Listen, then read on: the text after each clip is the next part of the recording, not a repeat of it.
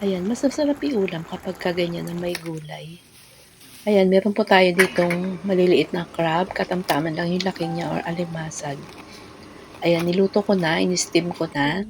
At yan, binyak ko naman ay ano naman, matataba naman siya at malaman naman kahit na siya ay maliit. So, para sa akin mas masarap naman siyang iulam kung lalagyan natin ng hahaluan natin ng gulay. Ay meron tayong kalabasa at saka siling green. Ayan, meron din tayong lalagyan din natin dahon ng malunggay at bunga ng malunggay. Ayan, nakakuha ang aking asawa ng bunga ng malunggay. Ayan, sasamahan ko din. Ayan, simple lang naman. Gisa-gisa lang tayo, bawang, sibuyas, at kaparasong luya lang yung aking ilalagay. Tapos may konting cooking oil. Ayan. At isama ko na yung ating mga siling green para bumango at dumasa na doon sa ating lulutuin. Ayan, nilagay ko na rin yung kalabasa at saka yung bunga ng malunggay. Kasi yung bunga ng malunggay, okay lang naman yung ma-overcook. Ayan, halu-haluin lang natin at palalambutin natin yung ating kalabasa. So, lalagyan ko siya ng pork cube. Ayan, tapos konting patis. Yun lang yung aking seasoning na ilalagay. Ayan, dinurog-durog ko na rin. At atin itong lalagyan din ng tubig. Mga 2 baso. Ayan. Para lumambot na yung ating kalabasa. Ayan, mas mabilis lumambot. Tinakpan natin. Itong ating alimasag ay ano pala, puputol-putulin ko na siya. Hatiin ko lang sa gitna. Tapos, aalisin ko yung kanyang mga, ayan, sipit. Paghihiwalay ko yung sipit doon sa kanyang laman. Ayan, wala lang. Optional naman to. Hindi naman kailangan ano.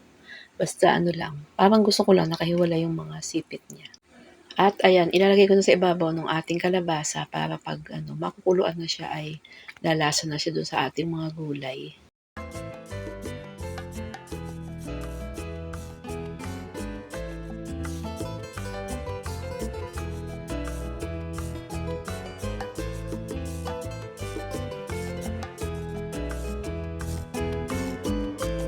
Parang makalat naman tong aking luto. Pero, ayun nga, madali na siyang kainin. Tapos nakahiwalay na yung mga, ano, yung mga sipit. Ayan. Ano naman po yan? Optional. Pwede namang hindi tanggalin yung mga sipit. Ako lang. Gusto ko lang yung, ako lang yung nagtanggal. Gusto ko lang alisin. At lalagyan po natin ito ng takip para mas mabilis siyang maluto. Ayan, nilagyan ko ng takip para madaling lumambot. At ayan, inalis ko na yung takip niya. Lalagyan na natin ng coconut milk. Ayan.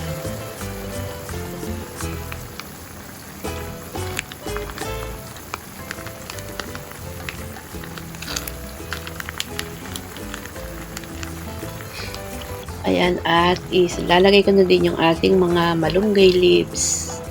Ayan, malambot naman na yung ating kalabasa. Ayan, pakuluan lang po natin ng mga ilang minuto para maluto yung ating dahon ng malunggay. Mabilis lang naman itong maluto.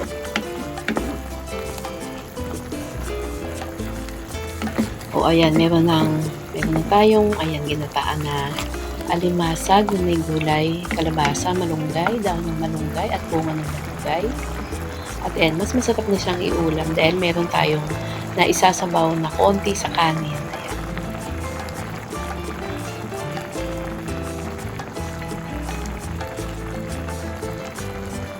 Ayan, titikman na po natin kung okay na yung kanyang lasa. At madali naman siyang i-adjust. Kung tabang, pwede natin dagdagan ng asin. Ayan, yun po ay naaayon sa ating panlasa.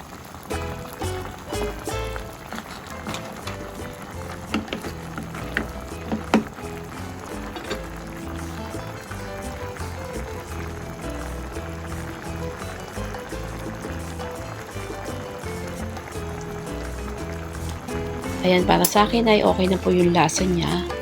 Pati yung kanyang anghang, yung pong mga sili ay Hindi naman siya masyadong maanghang kaya tamang-tama lang. Ayan, maraming salamat po sa lahat po ng sumama hanggang sa dulo, sa lahat po ng napadaan, napasilip sa ating munting channel. Maraming salamat po. Thank you so much. See you on my next video. Bye! Ingat po tayo lahat. God bless us all and keep safe everyone.